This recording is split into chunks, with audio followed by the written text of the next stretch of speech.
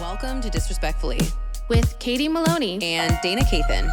Unapologetically, we're here to do what we want to do. Spilling the tea. Babe, you're going to see the power of women, like disrespectfully. How is my little COVID queen doing? Oh, God. It sucks. I mean, I had COVID in 2021 and it's no better now. Does it happen for you exactly the same? I mean, this time I didn't lose my taste or smell.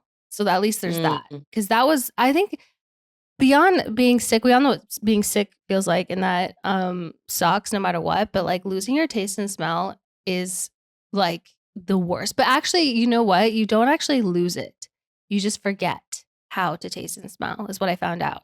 Because it does affect you in like a neurological sense. You know, when you would test positive, they would like report it to like the county, and then they make calls. They like will call you to be like, oh, who have you been around? They like try to get you to like rat people out. But anyway, so I was just like feeling bored and lonely, as one does when you're quarantining. So I was like, oh, someone to talk to. And I was telling him like how bad it sucks to not be able to taste or smell. And he was like, well, you know that you can still taste and smell. You just have forgotten. And I was like, stop it. So he told me that you have to just basically remind yourself that you know how to. So he said, think of like a smell or taste that you have committed to memory. Like coffee was an easy one, or like vanilla or something. He's like, so like picture like walking into Starbucks, you know that smell of coffee. It's like, it's so ready on the brain. Mm-hmm. And if you have like a candle or something that is like a coffee scent. So like imagine walking to Starbucks, remembering that smell, and then take a candle and smell it. You'll remember. And I started doing that. And he's like, you have to do it like multiple times a day. Just keep doing that. I'm telling you, my smell and taste came back within a day. You're doing the Lord's work right now, because perhaps people at home are listening and they have COVID and they don't have taste or smell and they don't know that. I hope I changed lives, because when I had it, the only thing I could eat was stuff that was like sweet or cold or crunchy or really salty, because those sort of things on my tongue, I could kind of feel the sensation. I could feel the sensation of something sweet. I ate a lot of acai bowls. I'll tell you that much. That was like a delicacy. I have been on a hyperfixation acai bowl thing. I've eaten probably 4 in the last week, and I do this, like I burn out foods, because just in the same way that I hear a new song and I love it and I have to listen to it 50 times. I love acai bowls right now. Kind of my thing. I saw a funny meme about a song that was like, when a song like makes you feel like really emotional or like that touches you in a way. It's like when you hear a song and you like listen to it till all the like emotion is squeezed out of you, and then you come out of it, you're like, all right, who wants to make me feel something? Since we talked about Nickelback last night, I listened to Should Have Listened at least 20 times and was really? Like, I'm so glad I've just let that happen. Yeah. I forgot about how many good songs they have. You've leaned into the discography? Mm-hmm. I have.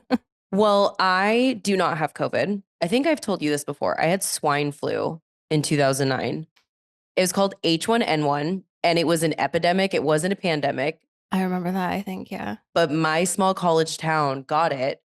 And it was like back when we used to play beer pong, and you would put the actual drink you were going to consume just straight in the cup instead of water. And then we were in a disgusting frat, and then everyone would drink out of the same cups. The things we used to do, drinking out of the same cup with a bunch of strangers, the same way like beer pong was played, where that if you played it in a bar and the ball would just bounce off the table across the floor, and you chase after it, pick it up, dunk it in water as if that did anything, and then just continue playing. Like, I know now people they'll play, but they'll just play with drinks or with cups filled with water, and then they'll drink out of their own cup. But like, we played old school where we drank what was in the cup that ball landed in. Well, perhaps that's why my immunity is so strong now. But yeah, I did that my entire college experience. We didn't start doing that until I feel like it was even the last few years that's transition, but that's insane that we take a ball on the ground. Yeah.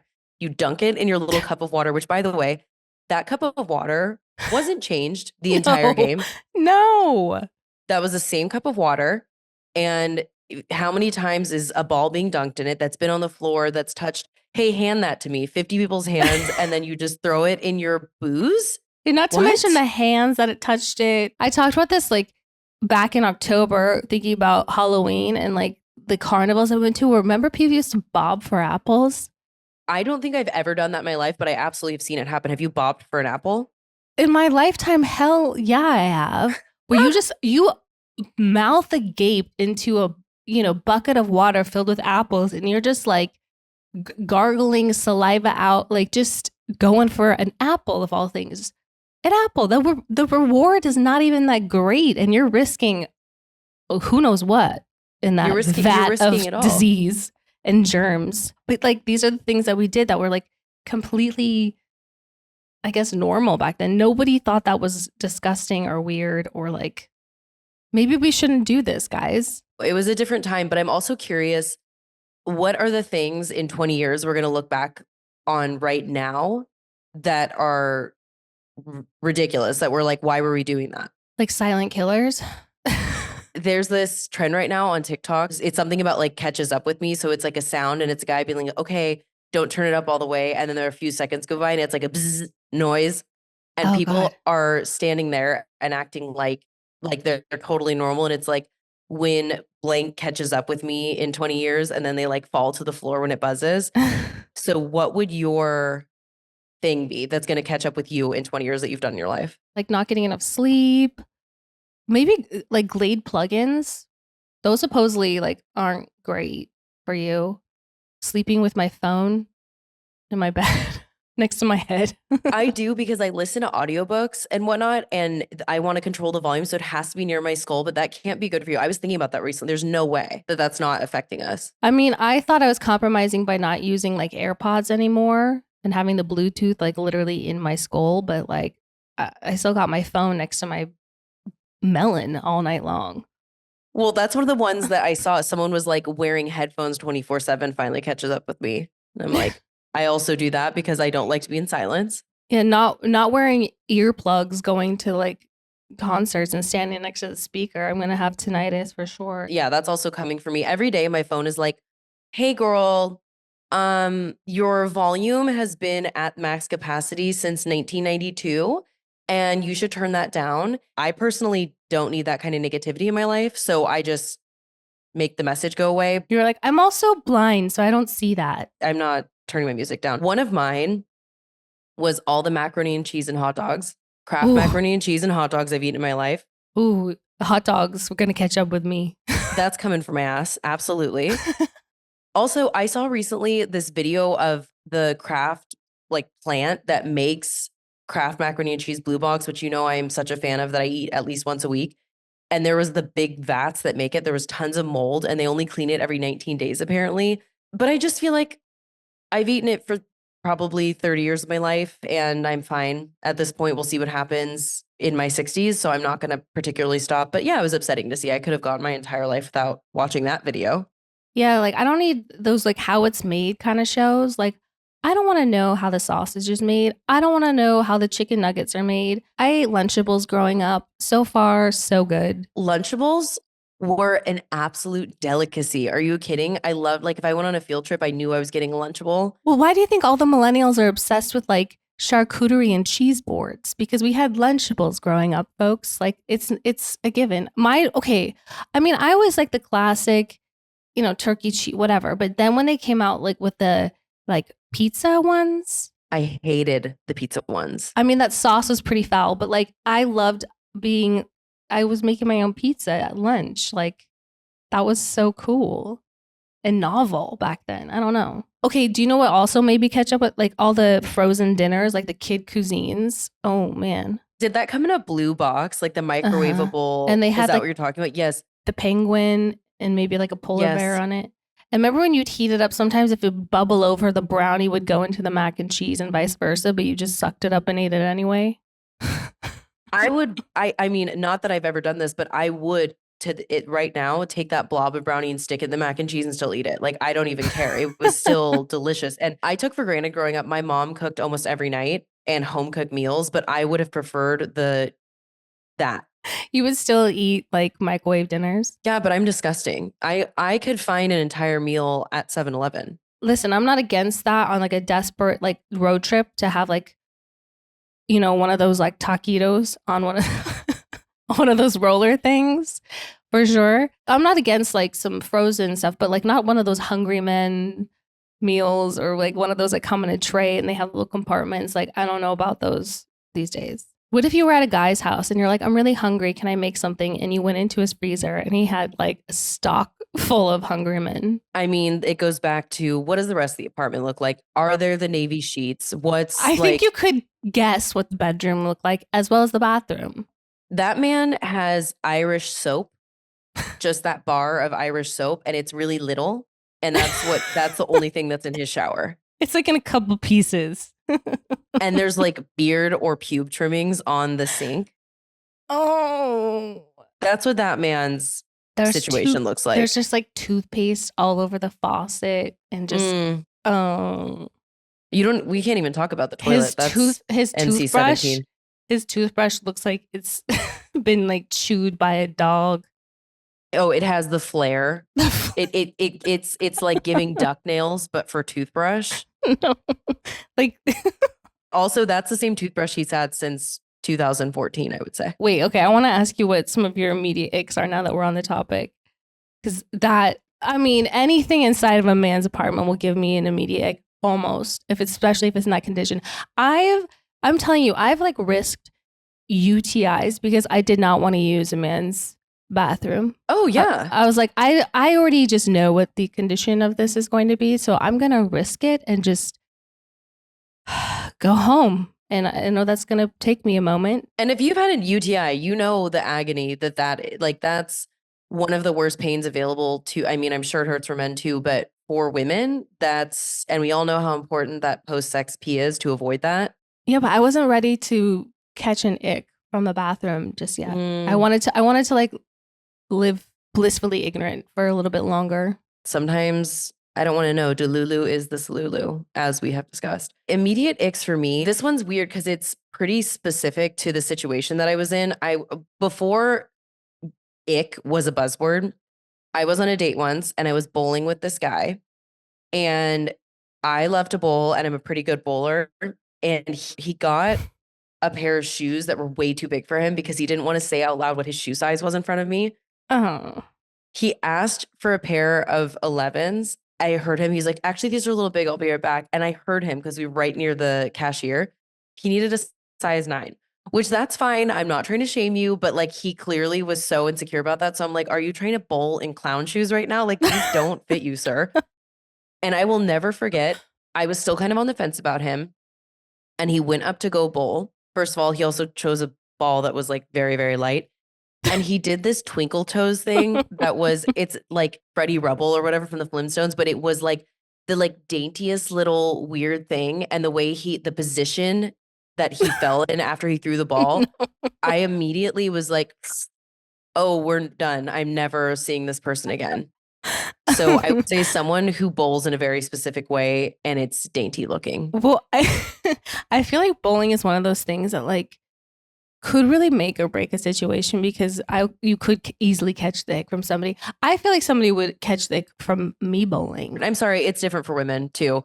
Like a woman, you could do anything and I'd say you'd look cute. Like it'd look precious. That was one of the most shocking. I've never gone from being like, I could maybe sleep with this person to being like, keep your clothes all the way on. I prefer you in a ski suit and I never want to speak to you again. What's an ick for you? I know this might seem kind of like superficial, but someone that has like really bad like eyewear, like sunglasses or just regular glasses, you know, ones that just don't fit the face. I don't think that's superficial at all. If someone has transition lenses, I'm not going to S their D. Tom definitely had transition lenses. No. In one of his glasses because he wouldn't wear contacts. So he always he either like couldn't see or had to carry eyeglasses and his sunglasses. So he had these like transition ones for a while that I was like, yo. And now you're divorced. A plus B equals. Listen, I know like Oakley's made a comeback, but you know those guys, and I'm just like, if a guy showed up in Oakley's and I wasn't expecting it, I'd be like, you know, I don't know. I just like just ill-fitting or bad dated ones. It's like it takes like no work to just try on a pair that look nice or fit your face, or I don't know. It's just like it'll give me an ick. What do your shoes look like? Are you gonna also show up in wrinkly clothes? Like just someone that it just shows that you don't really take a lot of pride in your appearance. It just seems like you just didn't even bother. Have you ever seen pit vipers? What? Okay, so you haven't. So pit What? vipers they're these like really big and they're intentional looking. Like they're made to look like the 80s. They're like neon colors and they Oh, say like pit viper. I know it. Yeah. Yeah. I cannot stand those. And look, to each their own. If any of you or your man's listening at home wear them, to each their own. But personally, for me, I see those and I'm like, this person was President January 6th. This is an insurrectionist. Like, I don't feel safe around them. So, personally, for me, I get it with the eyewear. Speaking of clothes, this is a forever ick for me. Those brown leather flip flops, they're like rainbow flip flops on men specifically. I just cannot No, stand it. if you have, I love that Danny Pellegrino calls them grippers. Your grippers out, your toes. If you got your toes out and you're not at the beach, what the fuck are you doing? And I know Tom did this all the time, and it's like, I let it slide. I don't know, it became like his fucking signature. But like, truly, anyone that's wearing, flip flop, and you're just like not at the beach. Like, if it's not like a sandal that's like a fashion sandal, if you're wearing flip flops and you're not like coming from a Pilates class and it's not like an athletic sort of type moment, if you're like going out to a restaurant or something and you got your fucking grippers out, like, I'm gonna bomb. Even the beach, though, those brown leather flip flops, wear slides or something. I just can't handle that. You just can't handle them in general. I don't care. I don't care if you are in Hawaii. I don't care if you're on a boat. I don't want to see them. I will push you overboard, like in a quick way. So that's how deep that runs for me. But yeah, if I saw flip flops on a man at a bar, I've definitely seen that in the wild. Like, you have no chance. It's not happening. I mean, also just bad toes. Ugh. PSA for all men out there. I'm sure we would have like 3 listeners, but tell every man in your life, get a pedicure. You can get a pedicure. They're not only for women. Mm-hmm. You don't have to get OPI red on your toes if you don't want to. You don't have to paint them. But men with bad feet, and I mean bad, like they have not taken care of. That's the same duck nail toothbrush guy. His feet, they're not good. And same with your fingers. Like, if you got dirty ass fingernails, I mean, it just goes along with like hygiene in general. Like, if you got dirt under your fingernails, I don't want to get too close to you. Not to be crass, but I'm thinking about those hands on me and maybe in me. So if they look dirty and like, no, I can't have that. It just doesn't take any time to like take a look at your fingernails, like take a little brush under them, take a little like, I don't know, cuticle stick and just clean your fucking fingernails. Or if you got like hangnails and like your cuticles are like it just grosses me out. I'm such like a hand person because like that is like one of my things. I always notice people's hands, especially when they're nice, like major turn on. So if you got bad hands and bad nails, like, ick.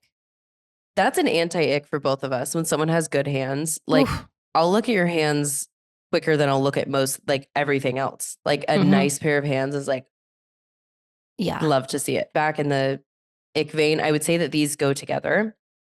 Abuse of emojis and bad grammar.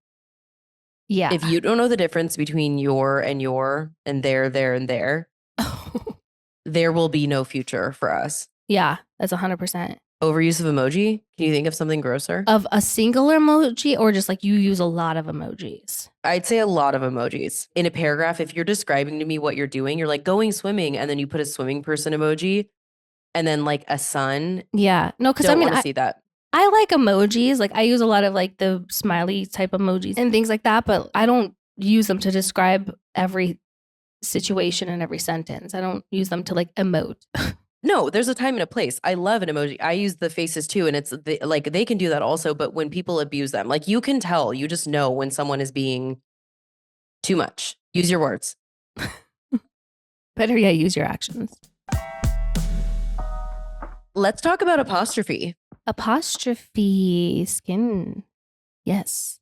Apostrophe is an online platform and it connects you with an expert dermatology team to get you customized treatment for whatever your unique skin type is. I feel like the consultation asked all the right questions. It was pretty simple in terms of like the little consultation that you do at first, initially, just kind of like what your sort of skin goals are or like your concerns are. Mine was obviously like some fine lines. Yeah, mine was like, I was like, how am I to be as hot as possible. Mine was definitely a skin texture thing and fine lines. I think the consultation was simple to use and super convenient. I agree. You send in a few photos of your skin, you tell them your skin type, they ask really thorough questions. Then the expert dermatology team reviews it and sends back a plan for you. So they give you the recommendations for your products. And then how easy was the ordering? 1, 2, order. Easy. 1, 2, Easy order. peasy. Through Apostrophe, you can get access to oral and topical medications that use clinically proven ingredients to help clear acne. Simply fill out the online consultation about your skin goals and medical history. Then snap a few selfies and the dermatology provider will create a customized treatment plan just for you. Apostrophe offers access to prescription treatments for all types of acne, from hormonal acne to facial acne, even back and chest and butt acne. Treat breakouts from head to toe. Yeah, we don't want to deal with that butt acne. Oh, no one wants acne between those cheeks. We have a special deal for our audience. Get your first visit for only $5 at apostrophe.com/disrespectfully when you use our code disrespectfully. That's a savings of $15. This code is only available for our listeners. To get started, just go to apostrophe.com/disrespectfully and click get started. Then use our code disrespectfully at sign up and you'll get your first visit for only $5. Thank you, Apostrophe, for sponsoring this episode. Honeylove. All of us ladies have a go-to bra that we pick over everything else in our closet. Honeylove's crossover bra is so comfortable, and I'm sure it'll be your new go-to. This bra gives you all the support of traditional bras without any of the underwire, which we know how uncomfortable that is. Plus, the mesh detailing adds a touch of sexy. This is the one bra you'll actually enjoy wearing and you won't want to take it off. Yeah, are you tired of bras that cause bulging in the back? Honeylove's bras are designed with back smoothing fabric to prevent bra bulge. No one wants bra bulge. No. What's that? Ew. You know that feeling when you get home from a long day and you immediately want to take your bra off? The best. The best holy grail feeling. Well, with Honeylove, you'll never experience that again. That's how comfortable their bras are. You might even sleep in them. Who knows? Ooh, but it doesn't stop there. Honeylove has more than just bras. They have incredibly comfortable shapewear, tanks, and leggings for everyday support. Speaking of leggings, Honeylove's Legging 2.0 is another product that has been making headway. They hold you in without being too tight. You know how leggings can feel too compressive? That's not that at all. Theirs are cooling and comfortable. Whether your New Year's resolution is to get up and get active or spend more time at home lounging, which I'm guessing is our resolution, these leggings are a go-to. And ladies, this is important, because Honeylove is just as easy to put on as it is to take off. You know what I mean? Ba-va-voom. Because shapewear shouldn't really be hard. Their products make you look good and feel good, whether it's for a wedding, event, or even an everyday boost of confidence. Honeylove is the perfect +1. I got the Superpower thong in color Vamp, and I am super excited about it. It has a nice waist control, and then obviously a thong. I don't want those. We don't want VPL. We don't want visible panty lines. So I personally can't wait to wear it. I got into shapewear way too late in life, and I'm glad that I have found the light. I got that too, and I'm very excited because, everyone needs at least one solid shapewear item for, just that dress that you want just a little bit of help underneath. Mm-hmm. You just always need something to put underneath there. And then I also got the crossover bra. I just want something without underwires. I have plenty of underwear bra, but I just need something to sort of like mix it up. It's 2024. I think we can leave the underwire in 2023. Yeah, I want something that I could just like sleep in. I can't sleep in the underwire. Treat yourself to the best bras and shapewear on the market and save 20% off at honeylove.com/disrespectfully. That is DISRESPECTFULLY. Use our exclusive link to get 20% off at honeylove.com/disrespectfully. After you purchase, they're going to ask you where you heard about them. Please support our show. If you like what we're doing, if you've had a good time, please tell them we sent you. Start the new year with confidence thanks to Honeylove. Okay, basement behavior. Who's in your basement this week? Me. COVID's in the basement this week, actually. Not me. COVID. Everyone's saved this week because I'm ill. So everyone is safe from the wrath. You opened the garage, you let everyone else out? Yeah, I was like, everybody out. I'm going in the basement this week. Well, I look forward to your week of rest and then hearing who's in your basement again next week. Who's in yours? This has been bothering me so much. Family influencers, all of them. All of you are in the basement. I think it's weird. I've been seeing so much of it on TikTok. Someone had posted near Christmas, a family was very obviously about to get on a flight to go somewhere, and they all had Santa hats on. And it reminded me of that scene from Step Brothers when they're singing in the car, like that kind of family. That was the energy they were giving. Oh no. And someone recorded them from across the airport and was like, they had a choreographed dance and they did it multiple times. And I'm like, intense family influencers that do all the TikTok trends and whatever, they're making these kids do multiple takes and they're like, and not to mention they're exposing them on the internet. I think it's so weird and it gives me such cringe and I block all of them. Not that they would care but I just don't want to see it. I did see one today and there was this like two little girls. They're like, we're Gen A influencers. Of course we shop of course our favorite stores are Sephora and Ulta. We're Gen A influencers. Of course we're obsessed with skincare. And they had more videos. I was like, I hate this. They were like 6 years old. Actually, that's what did remind me of this specifically. That gave me the ick in a way, like just creeped me out. Those kids' mom, I'm pretty sure, was the same woman that her husband, so they were a unit, right? The husband, wife, and the kids were a family of influencers. And then the husband cheated on the mom. And she made an entire series of videos about it. And there's also something to be said for what we put out on the internet for children specifically that don't have a say in it, that you're putting all of their shit on blast. And then in 20 years, they're going to have access to that on the internet. So I get that you wanting to tell your own story or whatever, but if you're a family influencer unit and something goes wrong, to then make a series about that and then keep going with your kids like they're sled dogs, like making these videos, very bizarre. That's 100% true. I feel like they're also the types that were like at the, Target buying all the Stanley tumblers. The moms in that were punching people to get the Valentine's Day Stanley tumbler drop. I don't understand the craze. I am guilty. It is literally delivering to my house today. I have a Hydro Flask that I've had for like 4 years, and the mouth of it is so narrow. It's really hard to clean. So I needed a new water bottle, and that giant one is big. That's why it appeals to me. It's easier to clean. And I also drink water a lot, so I like a big amount of it near me. So yeah, but do I get overzealous, psychotic fighting people for them? No, I do not. Apparently it's not as easy to clean because I saw somebody taking one apart and there was like mold in the lid because it comes apart. So you got to take the whole damn thing apart. I just don't understand because the whole thing is like it's supposed to be so durable and last for so long that it's like the only thing you ever need. Why do people have so many? They're like collecting them, laminating like the limited edition like tags on them like they're fucking Beanie Babies. This is embarrassing behavior. This is basement behavior, actually. One of the most unhinged TikToks I've seen in recent weeks, this girl, it was like an aesthetic one, the ASMR where people are like cleaning or doing whatever. She opens her cabinet. She has, I kid you not, 20. They're in the cabinet, so they are clean. She takes them out to undo all of them and do a mass cleaning in her sink.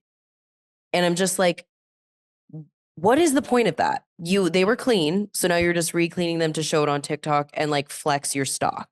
She got that kind of time? Does she want to come to my place and clean? Like, ma'am. I mean, yeah, I have a litter box she could tackle, but it's yeah, it's just bizarre. Last thing that's in my basement, Ariana Grande's boyfriend, that weird guy that is playing SpongeBob and his smile, that specifically. What is that? He did an interview and he was talking and he pauses and he only smiles with one half of his mouth. And I don't understand the appeal of this person at all. You know what it reminds me of? The purple witch from Hocus Pocus. Whatever her name is, that's how she smiles. She smiles like that with just one half of her. Yeah. You're good at it. What is that? Yeah, his smile's in the basement. Okay, so her new song that's out, that's Yes and. What do you think about it? Because people are saying it's her basically saying like, yeah, I broke up a marriage, yes, and. Do you think that's what it's about? Oh, is it? That's what TikTok is talking about, that she's basically saying like, yeah, I hear what you all are saying. I don't care. I'm with this person because allegedly her now weird smiling ginger beau was married and had been with this woman since high school, and then they just had a baby, and they met on the set of Wicked, and then allegedly had an affair, and then it broke up both their marriages. So I don't know. Do you think that's what happened? I did read something about like the timeline because I'm like, hold on, when did they meet and the baby? Because I like his ex-wife was talking about how she just feels like she is not a girl's girl because she was our friend. We went out with her. We hung out with her. She held our baby. If that is true, that song is saying yes, and that is a psychotic thing to do after you ruin someone's life. But yeah, I mean, people are always trying to like read into things and speculate. I haven't like listened to like I listened to the song, but I wasn't like listening to like the lyrics to like, decipher, like figure out what it's about or what they mean. But damn. Do you know what I've been listening to obsessively? Nickelback. Besides Nickelback, I have been really into audiobooks lately because it's like mostly when I'm falling asleep, instead of listening to podcasts when ads come up and it can like disrupt your sleep, I like falling asleep to them. And I just found out Spotify has most of the like main new titles for free. I just listened to the Situations audiobook from Jersey Shore, and it was fascinating. I didn't realize what a massive drug problem he had during that entire show. Like, he basically went into detail behind the cameras of what he had to do because production would not allow it and was getting really mad at him. And so he would do these Mission Impossible-esque stunts to get drugs for himself. So that was really crazy to hear. And then obviously he went to jail, so I wasn't sure what the deal was with that. So it was interesting to hear. Paris Hilton's is so upsetting that, she went to one of those bad kid camps. Yeah, in Utah. One of those like wilderness things. Yeah. Crazy. So I like had watched her YouTube documentary or whatever, but she goes into serious detail, and what these people do to these kids is unbelievable that it's legal and they're still operating. It was so upsetting. I watched the documentary thing on Netflix. It was about this camp, this guy that started this camp and then like basically he was facing like charges in court because somebody died. She was saying multiple kids had died in the years since she had left at these camps she went to. Yeah. And then he basically got off and then rebranded his whole, thing that he does. And then it was next thing you know, it was like some nautical camp on a boat somewhere. I mean, it was wild.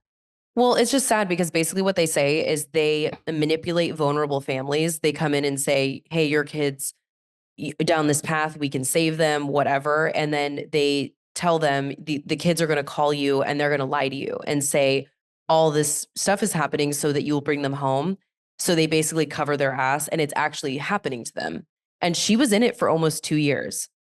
That's a long time and a long part of her youth. So that was crazy to hear. But also, she is so smart and beautiful and amazing, and has built a career off people thinking that she was stupid and underestimating her. And I'm just really happy for her. No, I think she's brilliant. And anyone that doesn't is just stupid. Are you excited to talk about Lume today? I am excited to talk about Lume. I've been using Lume for a few years now, actually. What do you love about it? I love the way it smells. I love the way it feels. And yeah, I mean, it works all over. Did you know that? Well, I actually did know that. But so for anyone that doesn't know at home, Lume is a deodorant that is multifunctional. It's actually from your pits to your privates. Well, it's a game changer. I will tell you that much. I like it especially in like the summertime when you're walking around a lot. It gets hot, especially, and you just like want to feel like fresh and know that you feel fresh. Well, also I love that it was designed by an OBGYN. So it works everywhere on your armpits, your feet, your privates, anywhere else you get odor, it works there, and it's safe because of that. It's clinically proven to block odor all day and control odor for up to 72 hours. They've also have over 275,000 5-star reviews. And in this day and age, like, I go online, I see that, I'm getting it. Make the switch to Lume so you can have the freshest butt ever and the freshest start to the new year. Like I said, one of my big old icks is stinky people, bad odor. And I think Lume, if more people got on the Lume train, the better we'd all be. The toasted coconut that one smells divine. It smells so good. And you just need like the smallest amount. So I have like a relatively small tube, so it's like a good like travel size. And you just need like a pea size amount under like your underarms. and then underneath you. And like, I'm telling you, you're good to go. Lume is going to be saving relationships all over the place because maybe these relationships wouldn't start if someone was stinky. Hell no. They're going to clean it up. I feel confident. Someone can get as close as they want to me. And I'm like, you smell that? I smell like a vacation. And also, who doesn't love clean ingredients? We love like a paraben-free product. Personally, I try to make sure all of my products have no parabens. Being conscious of that in 2024 is the way to be. Amen. Lume's starter pack is perfect for new customers. It comes with a solid stick deodorant, cream tube deodorant, and 2 products of your choice, like mini body wash and deodorant wipes, and free shipping. As a special offer for our listeners, new customers get $5 off a Lume starter pack with code disrespectfully. That's DISRESPECTFULLY at lumedeodorant.com. That equates to over 40% off your starter pack when you visit lumedeodorant.com and use code disrespectfully. Go get your 40% off and go be hot in the world and smelling good. Go smell good. I want to talk about LolaVie because I'm obsessed. Let's do it. I love some hair products. This episode is brought to you by LolaVie, an award-winning hair care from founder Jennifer Aniston. Hey. Who we all know has the best hair. The best. Imagine this. Jen got tired of the same old struggle we all face, choosing between hair products that work and ones that are actually good for us. With LolaVie, that dilemma is history. We all put our hair through the ringer. I know this better than anyone. That's why my hair is short right now. I damaged it so bad last year between coloring, heat styling, stress, aging, the list goes on. Over time, it takes a toll. And that's why it is crucial that we have products that not only repair the look of the damage, but that also shield your hair from future harm. Enter LolaVie's bestseller, the cult classic glossing detangler and perfect leave-in conditioner. These aren't just styling products. They're your hair's new best friend. Truly, like, incredible products. I love them so much. And here's a treat for you. For a limited time, you're going to get an exclusive 15% off your entire order at LolaVie.com. Just use code disrespectfully. That's DISRESPECTFULLY at checkout. I love a good leave-in and the detangler, like for some reason, like together, they're just like the perfect products the way they work as one for any damage. I don't use a lot of like heat product on my hair, but I have really coarse hair, so it just makes my hair so unbelievably soft. Like as like just an air drying product, I just think it's wonderful. The ingredients are unmatched. It's naturally derived, plant-based, no silicones, no sulfates. Again, we were just talking about parabens, like no parabens. The in-shower trio of the restorative shampoo and conditioner plus the intensive repair treatment will just turn your shower experience into a spa retreat. And then you'll walk out looking just like Jennifer Aniston. I'm pretty sure that's guaranteed on the bottle. It is. Your hair is going to be just as like silky and shiny and like just Gorgina. Jennifer Aniston approved hair. Like, who doesn't want that? Yeah, you can unlock Jennifer Aniston approved hair at LolaVie.com. As our lawyer listeners, you'll get an exclusive 15% off your entire order when you use code disrespectfully at checkout. That's DISRESPECTFULLY at checkout. That's 15% off your order at LolaVie.com with promo code disrespectfully. Please note you can only use one promo code per order and discounts can't be combined. After you purchase, they'll ask you where you heard about them, and please, please, please support our show and tell them we sent you. I do really want to talk about Sprinkle Sprinkle. The one I've seen is Shira. Shira is sort of like the one that's brought the Sprinkle Sprinkle to the forefront. I mean, maybe other people have like talked about it, but you know, she's the one that's kind of dubbed it Sprinkle Sprinkle. So if anyone doesn't know, essentially Sprinkle Sprinkle is sort of like this sort of method or attitude or approach you have to dating and meeting men where you essentially kind of act like a bitch or that you are the ultimate prize. You would typically want men to cater to you, bow down to you, buy things for you, like put you on an ultimate like pedestal. And it's wild. I once read a comment that said that she is not a relationship advice expert. She's a financial advisor. No, truly. She's like, you're going to put on a nice dress. You're going to go sit at a bar. You're going to, I mean, just like, it is pretty like ballsy, cutthroat advice. What are your thoughts? Well, first of all, she is so funny and so quick with because she'll like read people will send in problems or questions and she'll like respond to it. I think she's amazing. It's controversial. I mean, also she calls them dusties, and it's basically referring to a group of men that are inept and basically hate women, and they get really fired up about her. But what she basically says is men have had the upper hand for years and have taken advantage of this system that they designed. And so she's basically like, get yours. So her entire thing is always basically get money out of men. And, you know, as you're dating them, that's what you should be looking for and seeking out. I think she's amazing. And if people want to get all mad, get mad. But some men are willing to do that. So if that's what you want, then get it. It's definitely a very interesting concept because I think, you know, a lot of women, they want to be taken care of and provided for in a financial aspect. And I say, get that. That's what you want. I mean, for me, I'm kind of like, I don't see myself in that position or situation as much as like I get a kick out of what she says and just like her like kind of like no bullshit kind of attitude. And it's very entertaining to me. For me, I'm just like, I can never see myself in that position. I grew up in a household where we were broke a lot, and my mom instilled in me very young, first of all, really wanted us to go to college, but was like, never depend on a man ever. So I personally don't think I would ever be able to do that. Like I've always been very self-sufficient. However, I love the concept. And also I really do believe most men cheat, or a lot of men cheat. And so I heard something once that was like, most men are going to cheat on you, so you might as well cry on a yacht. That's just like my opinion. It's just like I don't want to have to like ever rely on them for anything except for emotional support. I like the progressiveness about how like, yeah, men have had the upper hand, and so I think women should just sort of flip the system and use it to their advantage. I agree with all of that. I just think that like it does take it to a bit of extreme. Money and power go hand in hand, right? So if this person is supplementing your life, then yeah, there's a chance you're also giving something up as far as your own agency. But I don't know. I think she's also not that serious. I think she means it, and that's how she has navigated her life, but I think she's also just very funny, and that's how she sees the world. People take it so seriously though. She's like, if a man wants to take you out, you say, great, I need $300 to get my hair done, get my nails done, and buy something new. It's like, I could never imagine saying that to somebody. I just want somebody to like be more action based, really show up, put in effort. Like, I don't need their money, just pay for a date and like be intentional about it. I don't need you to like pay for me to get my nails done. What the hell? Like, it's just that shit.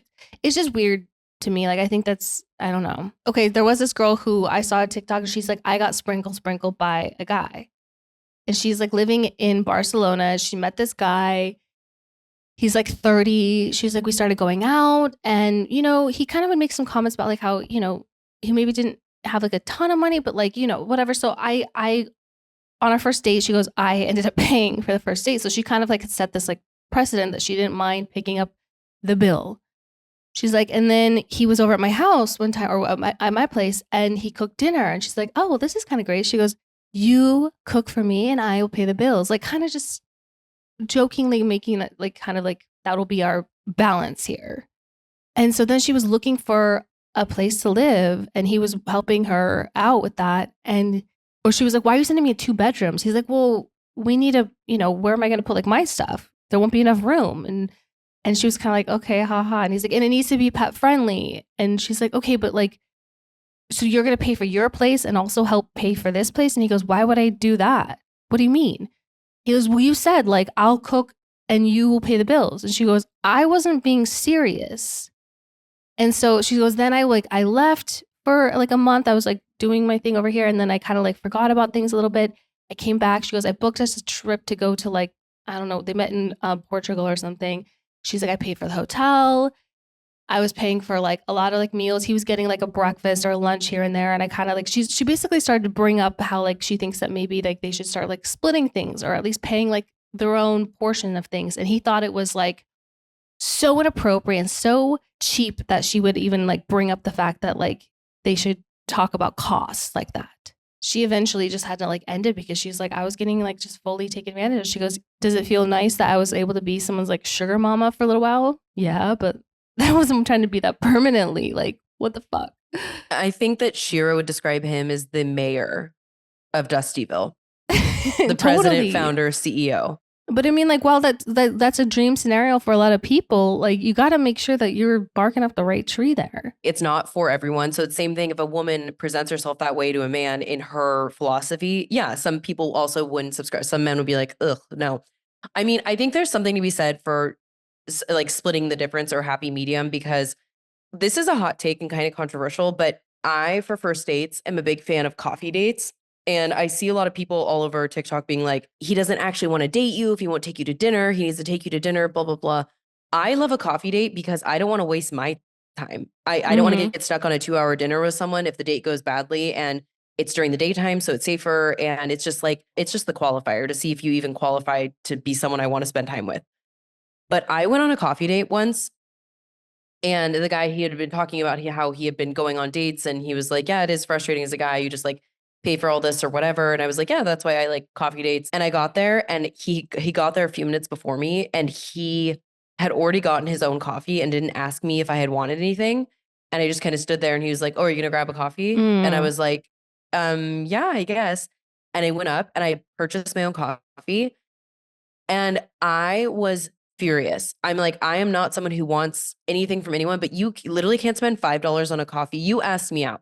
So if we're going on a coffee date, that is where I draw the line. That was like the most, I should have just walked out. Like I wanted to. I was like, imagine someone asking you out and they literally will not buy you coffee. No, and it's like I know, so it's like sometimes you want to be like progressive and be like, oh, like I can, but it's like, no. If you're asking someone out and you're like, meet me at this place, I want to meet you, I'm interested in you, like you really should, it just as a gesture, like not even just to be like, what, it's just, that is so, ugh. I said we should split the difference as far as like where we're meeting. And he picked a place right near where he lived, and which was like 20 minutes for me. It was not convenient. Also, this is so random, but I walked in and Brock was sitting there, Sheena's husband. And this was like at 9 a.m. on a random day. And I was like, oh, hey, Brock, how are you? Like I hadn't seen him in a long time. And then I walk over and we're like at the table next to them. So Brock watched this entire interaction take place, and I was mortified. I'm like, Wow. for anyone, to see that, I was like, this is, and then after the date, I obviously was like, oh, I can't wait to never see this person again. He really liked me and wanted to see me again. And I was like, like, I'm so forthcoming. If I'm not into someone, I cut it. I'm just like, yeah, I don't have a romantic connection. Don't want to waste our time. Bless. And he was like, I think you're wrong. I think we do need to see each other again. He was like, it was pretty obvious to me the connection we had and blah, blah, blah. And I was like, we didn't have a connection, but also imagine someone trying to convince you that you had a connection and that you're wrong, like gaslighting you into going out with them again. Can't take a hint. The wheels had fallen off. That guy's also in my basement. Folgers is what we're going to call you. You're in my fucking basement. Should we do WWDD? Yes, let's do WWDD. Whole COVID brain. That's the COVID. You just short circuited. Anonymous said, any advice on how you handle a shift in energy while dating? E.g., you've been on several dates, been intimate, but then they suddenly start texting you less. Need some advice on keeping my cool because I definitely start picking myself apart and question whether I said or did something wrong. P.S. Love your pod. Help a single girl out. Oh man, I can write the fucking book on energy shifts. Same. What is your initial reaction to this? Well, there's an old saying called he's just not that into you, unfortunately. And it's like you said last week, I only want what wants me. I mean, this is it's so fucking classic. You just gotta like move on. I don't know what to say. It sucks so bad because you feel like it's good. You feel like it's going well. You're like, this could really be a thing. You feel like you have that connection. And then all of a sudden they just like drop off. Like, you just got to take it for what it is. First of all, completely agree. Second of all, do not let these people gaslight you into thinking that nothing has changed. We're all smart. We're all intuitive. You can tell. It's abundantly clear. He's just not that into you. They talk about the exception versus the rule. I think the rule is when they start acting different, they have lost interest. They have met someone else. They are not prioritizing you. So if you have seen that they are communicative and they're making a priority and then that changes, it's over. And by the way, any person that you're spending time with, if they make you feel like you have to question everything you say or do, and you're sitting on pins and needles and you're waiting by your phone, that is not someone you want to spend energy on. I used to do this. And also this person, it's possible you have an anxious attachment style. So that kind of person is always going to light it up. And it does, it makes you feel crazy and it makes you feel like shit. So why would you want to sit with someone that makes you feel that way?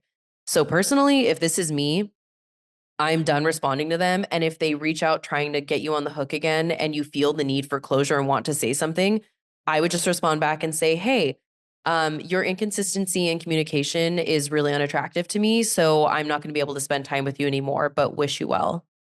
Yeah. Agree with everything you just said. Peace out, Cub Scout. Like, no. On to the next. It has nothing to do with you either. Just know that it has zero to do with you. Nothing to do with you. So, and by the way, I know how much that sucks. I have experienced it more times that I'd like to recount, and make room in your life for someone that actually wants to be there. Pretty please. Next. Anonymous. I'm 31, single, homeowner, no children. I was in a relationship for 7 years in my early 20s and have been single for 6 years. I am the only single girl in my friend group. Your podcasts have described my dating experience so far, aka Ghostbusters. What advice would you give to not compare my life to my friends and not feel behind? Ooh. I think everyone is always on their own path and plan. And I think, like I've said before, life is not meant to be lived linear. And just because your friends have their own sort of path and their own journey going on right now doesn't mean that you should be on that same journey and that same path. And I think you got a lot going on. You got your own home. I mean, having no kids, unless you want kids, but I mean, like, you get to kind of do what you want to do right now. So enjoy that, because that will come one day. And then that's, life right there. Comparison, like they say, is the thief of joy. But I think you have a lot to be happy about right now, and you get to enjoy so much about your life, and you get to do what you want to do, and you still get to hang out with your friends and design your life the way you want it to be. I know it can be hard sometimes because you'll look around you and be like, oh, well, I kind of wish I had those things, and I kind of wish I had this. But I guarantee you they're looking at you being like, I kind of wish I had what she has. Everyone always, grass is always greener kind of thing. So I think we need to just not always be looking at other people's pages and be more excited about what's on our own. Get out of my brain, Katie Maloney. I was just about to say comparison is the thief of joy. So this has been a fixture in my life for many years that I have just overcome, honestly, in the last year or two. Spent so much time not focusing on everything that was going right in my life because I was looking at these milestones that I thought I needed to achieve that a lot of people around me had. And that kept me in a place of misery and lack and was not bringing me any closer to any of the goals that I had. So first of all, you're a homeowner and you're 31. Sprinkle to yourself. Good for you. That's amazing. I have also been single pretty much for like 7 years. When I say that, I've had a lot of small relationships, like 3 to 6 months, but no one I've really been in love with in a long time. And forever, I made that my whole personality and was like, what's wrong with me? And looked internally when I didn't realize, yeah, I had a lot of work to do, but it had nothing to do with me. You haven't found the right person at this point. That's totally fine. It's okay to be the only single one. I guarantee you half of the people you know are in miserable relationships. And right now it's highlighted that like, oh, all these people together, but the divorce rate in this country is 56%. And we're not even factoring within that people who stay in unhappy relationships. So obviously we want the people we love to be in great, happy relationships, but it's just not always the case. So do not compare apples to oranges. You are living your best life. Continue investing in yourself, and promise you, you're going to be just fine. Amen. You're not left behind, so stop feeling that way. Knock it the fuck off. That's my advice. Nicole says, I'm currently in college right now and would love to hear things you wish you knew in your 20s. How much time do we have left in this podcast? My God. I wish I knew that I wasn't going to know it all. My job wasn't to know it all. And even when I thought I did, I didn't know shit. I wish I had stayed more present and not taken myself so seriously of always having all these, goals, and goals are good. It's good to work toward things, but even back then, I was benchmarking based on what I thought success should look like and what other people had achieved.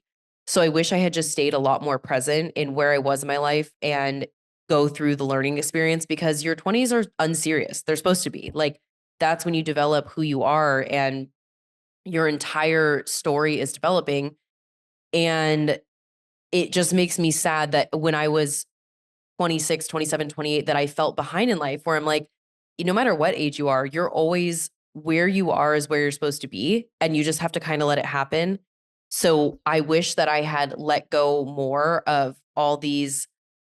Honestly, it was negative self-talk about that I wasn't at the right place in my life, and had just leaned into more of the fun and the journey, and not worrying about how I was going to get to where I wanted to go, but more trusting that I just would, because it has worked out and it will continue to work out. So much more trust in yourself and living of your life and not worrying about what other people around you are doing. I think it's so much easier said than done because you're going to no matter what. But I just think that just trusting that life's process is so, it's just worth it, you know? I think, yeah, when it just in your 30s, things kind of start to click together. I wish I knew how young 20s are. Like, you don't Mhm. like really fully grasp that until you're out of it. Your 20s, like, you're a zygote. You're a fetus. You haven't even been born yet. So it's just like nothing, 98% of situations that you are going to face in your 20s are things that you can come back from. Like, if you make a mistake, don't beat yourself up so much. Don't live in the past. Don't dwell. Just try your best to be present and let it flow. I also feel like it's like the last like long decade too. Like I feel like 20s lasted so long, and now like once you turn 30, it's like time like speeds up, Yeah, it's gonna you go know? real fast. So just try and say, yeah. And also, I feel like we have, all of us collectively have so many icky experiences in our 20 that ultimately we're going to be grateful for. But when you're going through all of that and you're not sure of yourself and you're insecure, it feels like a lifetime, but it is going to go by like that. Totally. Okay. Anonymous says, where can you suggest a 60-year-old woman meet someone who doesn't have enormous baggage? Any suggestions?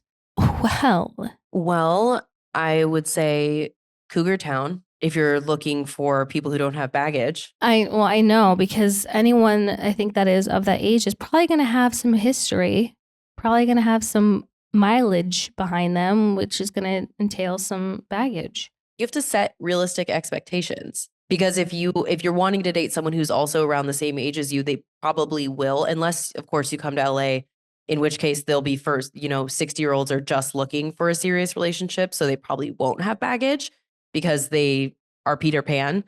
But other than that, you have to just have the right expectations, and then, or you can just date someone way younger. But I love that you're like horned up and wanting to date. Yeah, I think having realistic expectations that people have baggage, big and small. So just understand that, just you got to understand what kind of baggage you can deal with. Are you good with a carry-on? Then you can, find someone who has that. Yeah, write it down. Write it down and be specific. But if you want to know specific, I think just like where would be some good places that like people that are relatively normal would go hang I mean, out. you're going to hate this because you don't do it, but I think that dating apps, especially for older people or divorcees, because then you can put those parameters in. Like, I think that is super beneficial. But then other than that, go to a nice hotel bar I think or a yeah, restaurant and like sit at the bar and have a nice meal and a martini a and see who comes really up. like a really nice hotel lobby bar would be a good spot, I feel like.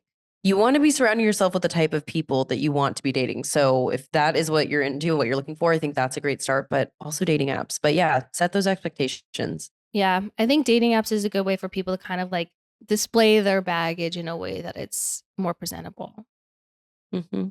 acceptable. Yeah. Anonymous says, what advice would you give a woman in her mid 20s who's feeling like they're lacking excitement in their life? For context, I have a very good job that I love. I am the sole owner of a home. I have a wonderful dog that I also love and a long term boyfriend who's my best friend. I just have been feeling stuck. I would love some suggestions on how to make my life more than just replaying the same life every day. I get it. Monotony can creep in and feel like a little bit mundane, but this is where you get to explore autonomy and like your independence and things that you love to do. So I think you get to just like kind of like spend time on your own away from like your partner, because I think you can kind of like lose identity that way a little bit. And if you have a supportive partner, they'll love that you're exploring things that you love to do that make you uniquely you. So I think you got to like really kind of sit with yourself and find out what are those things that you really enjoy doing that make you excited about life, that make you passionate. So whether it's like something on the creative end or crafty end or like hobby side of things, is there a sport or activity that you've always wanted to try? I think just kind of marinating on those ideas would be a good place to start. Yeah. Also, all these young homeowners, so proud of you. That's amazing. I think that something that you really should try in terms of, okay, so you sit with yourself and you try and figure out what interests you. You need to get uncomfortable and get out there. I, for instance, over the last few years have taken up a lot of different hobbies and like tennis and roller skating and scuba diving and wanted to try all these things. Like I'm currently looking for a piano teacher. That kind of filled my cup. And so you need to figure out what it is that you would be interested in, something that sounds exciting, and then you have to just go try it. And I think it's amazing to have a partner, but like Katie said, if they're a supportive partner, they're going to be just excited that you're doing these things. Do it alone. Like you're going to go take a group class, go put yourself in a situation that you wouldn't normally. And not only are you going to end up having fun, because I know that you will, but then you'll be able to find like, what do I need to add into my routine outside of my job that makes me feel good? I have a 9 to 5 job. This podcast is that for me. So figure out what interests you and what you want to do, and then just get out there and do it. Don't talk about doing it. Just do it. Totally. Last one. Anonymous. SOS. What should I do if I know my bestie is in a super toxic relationship and they keep lying about it? Toxic as in he love bombed her into living in his old room at his parents' house while he's at Cal Arts. She isn't allowed to have any guy friends. She pays for everything and he's insecure. Bestie feels more comfortable talking to someone not as close to her about her problems, I think, because I don't sugarcoat my thoughts about her bad relationships. I'm just trying to look out for her, I swear. Whoa. Oh, I have so many thoughts on this because I am usually this friend in my friend's life because I'm the same way. I am incapable of sugarcoating it. And I think that there is a point at which if people are coming to it for advice and then they're not taking it, that's one situation. But I think it's a blaring red flag when someone will not go to a person in their life that holds up a mirror for them because they don't want to hear what that person's going to have to say. So I think that that is, I'm sure you do have her best interest in mind. And I'm sure that she's just going to have to come to this. And it's difficult because you're watching this bad thing happen, but people have to decide on their own time whether they're going to stay in a toxic relationship or leave it. So I think all you can do is state your opinions and set those boundaries that like, if it is too much for you and you want to stay friends with this person, then maybe it's a thing where you can't talk about it at all. And you don't want to spend time with that partner that's bad for them. But I absolutely feel for you. And I've honestly been in this situation so many times in my life. It's a really difficult one to manage, but I say don't change your ways. Like stay being honest and pointing things out. But again, being supportive, because when and if they break up, you want them to be able to come to you. Yeah. I mean, I've been in this situation a few times and we've seen it play out even on Vanderpump Rules with certain people because I want to be able to be very open and honest and direct with people. I don't want to be that yes man to my friends, and I want them to know that I'm always going to be honest with them and not just blow smoke up their ass, that they can always come to me for the realness. And what happens then is that sometimes when they don't want to hear the truth, they're not going to come to me, and that makes me feel sad. Um but at the end of the day, you don't want to enable something that isn't right for them, but they have to figure that all out on their own. That's the only way that they're going to learn and not keep this kind of toxic sort of relationship happening in their life. I mean, you can just, again, set healthy boundaries and let them know that like, hey, I don't really approve of this. I know you deserve better. I'm here for you if you want to talk about it, but you know how I feel about it. And I just want you to like, figure this out for yourself. I'll be here for you when you need me. Like leave the door open, but let them know what you have a firm stance and opinion on it all. You can lead a horse to water, but you can't make it drink. Earlier when I was saying that it's a big red flag, I think you don't want to attack her, but just keeping it open, say, I think that it speaks volumes that you feel like you can't talk to me about this because I'm going to be honest with you. But and then, what Katie said. And maybe they should consider that as well. Exactly. Yeah. All right, my little COVID queen. Can't wait to see you in person next week. I can't wait to see you in person. And y'all, thanks for writing in. Continue to send us your questions and all the advice that you're seeking out. Thanks for keeping your questions short. Yes, and please send them to disrespectfullypod@gmail.com. Amen. All right, well, until next time. All right, just love you so much. Love you so much. Bye. Bye.